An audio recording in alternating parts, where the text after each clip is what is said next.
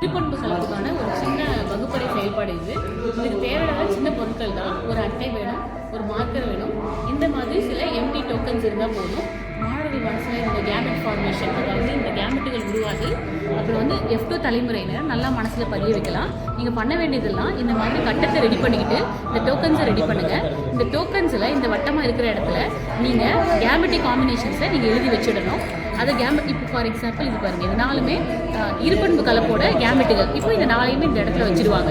அதுக்கு அடுத்தது இது தாய்க்கானது, இது வந்து இன்னொரு தலைமுறை, தாய் அல்லது தந்தை ரெண்டு பேருக்கான கேமெட்டுமே அரேஞ்ச் பண்ணிவிட்டு இந்த காம்பினேஷன்ஸை நீங்கள் எழுதி இது மாதிரி வச்சு குழந்தைகளை எடுத்து அடுக்க சொல்லலாம்.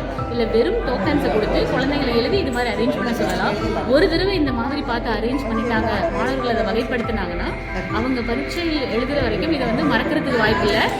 மிகவும் எளிமையான சிறந்த செயல்பாடு. மாணவர்கள் மனதில் இதை பதிய வைக்கிறதுக்கு இது ரொம்ப உதவியாக இருக்கும்.